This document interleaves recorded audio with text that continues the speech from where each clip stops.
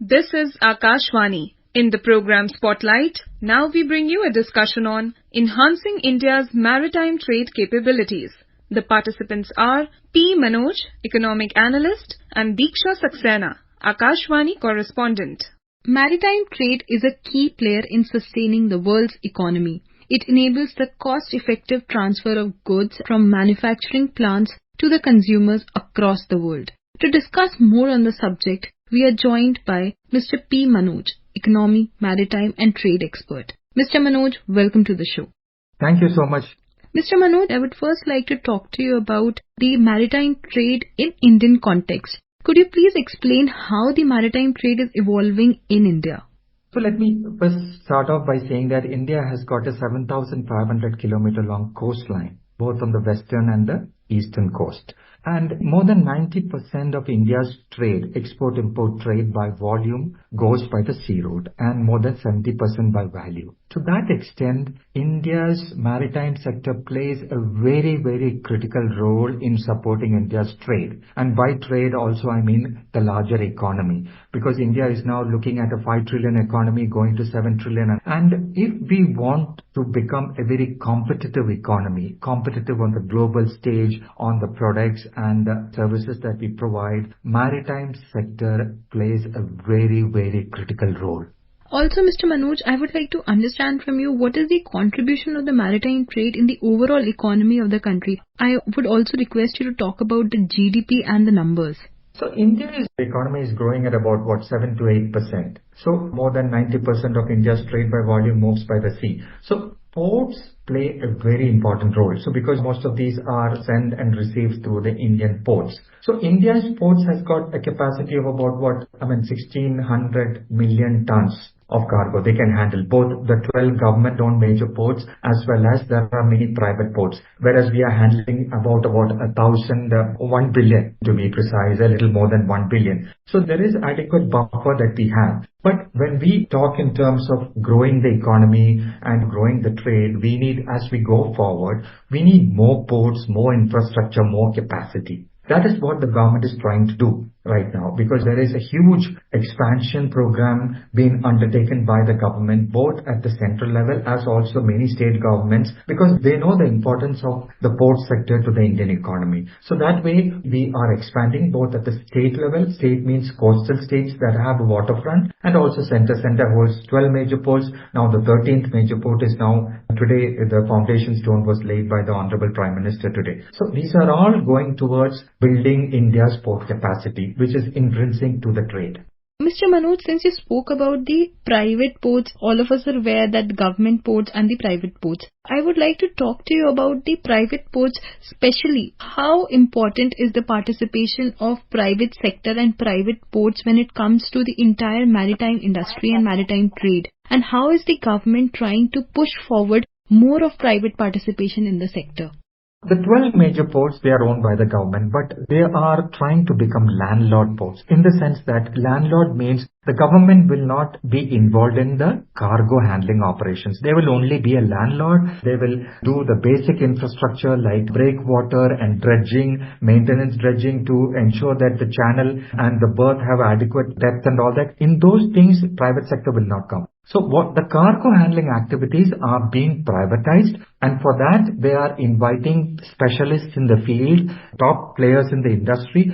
They come, and there is a format under PPP model whereby they come and invest and operate for 30 years and if not more, and they have to share a certain percentage of their revenue as royalty to the government, and this works well. This model is what has been followed globally. So, and investors are more interested because of India's growing economy and trade, and given the fact that there is a huge business potential, investors are very much coming forward to invest in India's port sector, which is seen by the fact that, for instance, if you take a Jawaharlal Nehru Port near Mumbai, which is India's second biggest container port, all the cargo handling terminals are run by private entities. So like that in other ports like Visakhapatnam, Chennai, Kolkata, Kandla, whichever is the major port, they are being offered to the private investors for handling cargo. And in the state level, there are also privatization happening. Sometimes an entire port is given to the private sector,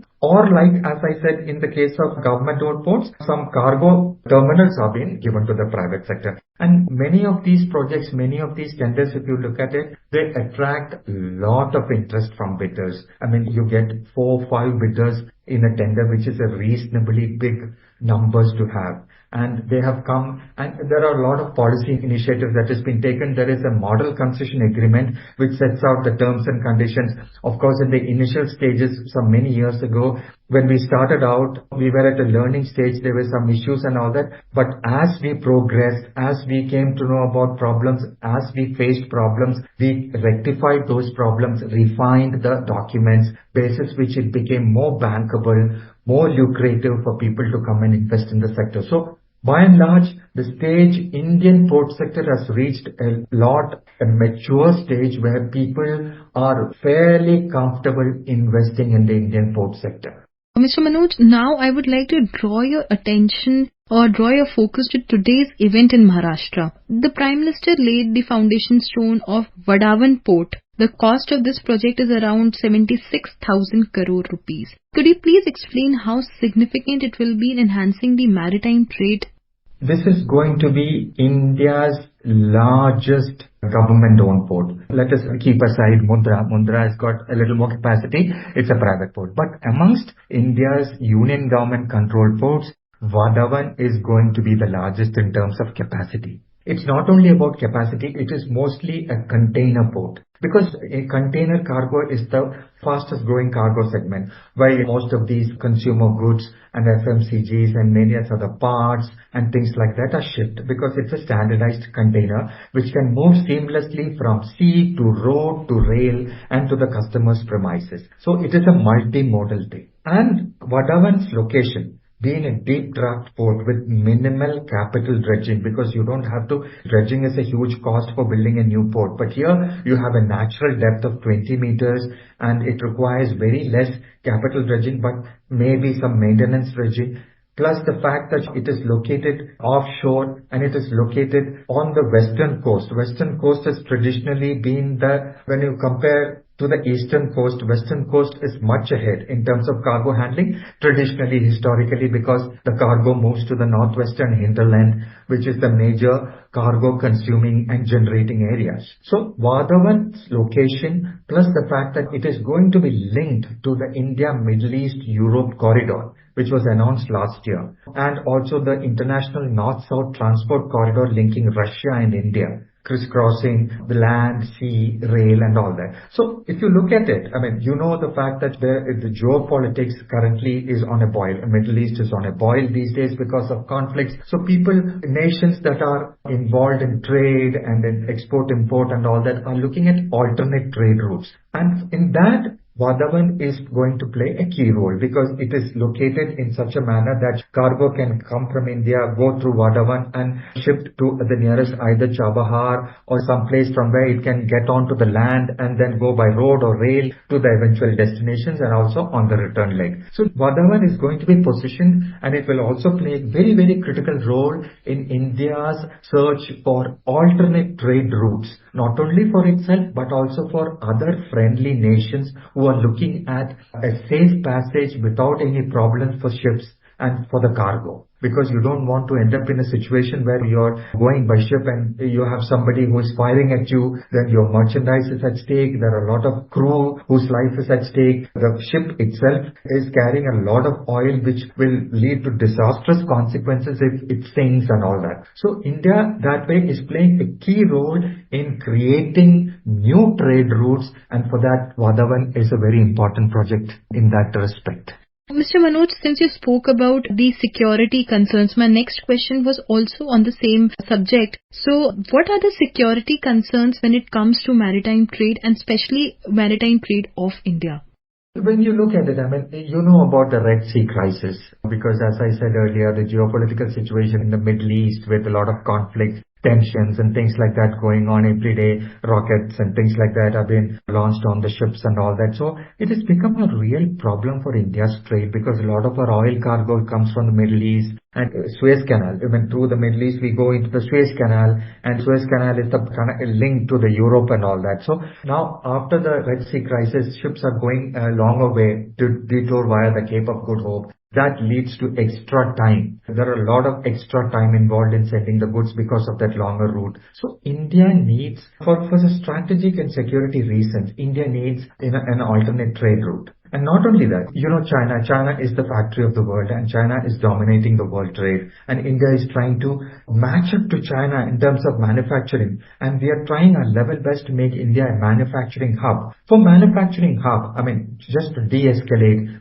and to insulate the global markets from its over-dependence on China. What happens in a situation like COVID or a pandemic and all that, too much importance on one country is going to create problems for the supply chain. So friend-shoring, near-shoring, and for all those reasons, people are looking at India as an alternate destination. China plus one strategy. Along with China, there is another nation that they require to fall back on in terms of a crisis. So from that perspective, India is also trying to create. We are trying our level best in terms of policies, in terms of free trade agreements, in terms of infrastructure, ports, shipping, everything we are trying to create because we also don't want to be dependent too much on China or for that matter the world. So that way, India's maritime sector is also going to play a very important role.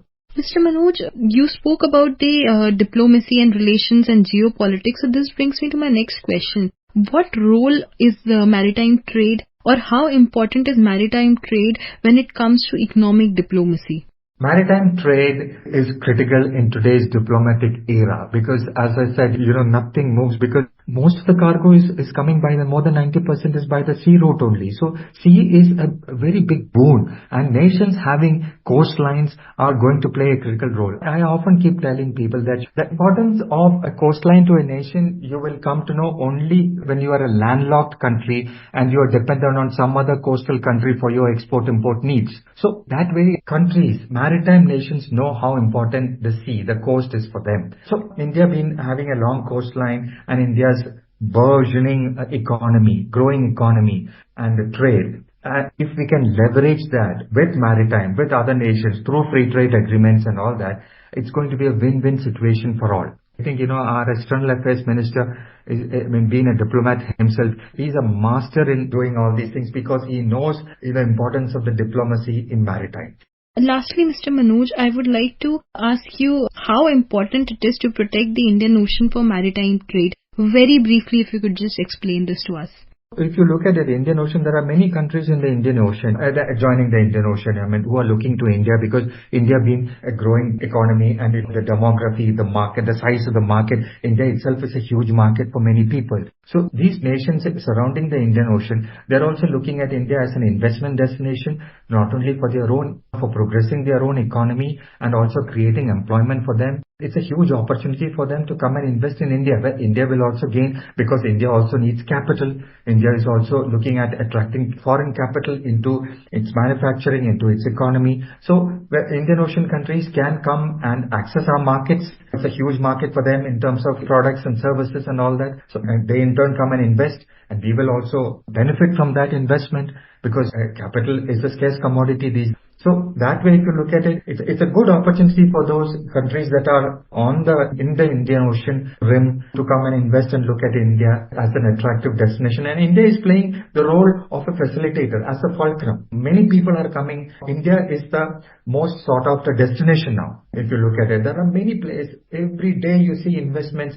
coming into India, many players investing in India. So I think, India is in a sweet spot now, in terms of not only attracting investment, given its huge coastline and its demography, its market, it's going to be a really good time for India to take off on the global stage.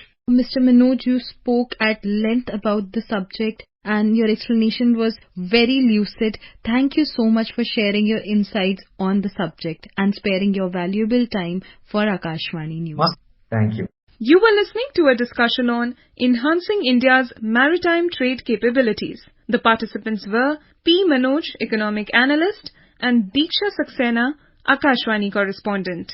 This program was produced and presented by the News Services Division of Akashvani. You can listen to it on our mobile app, News on AIR. This program is also available on our YouTube channel, News on AIR Official. You may share your feedback about this program through email at airnsttalks@gmail.com or WhatsApp on 9289094044.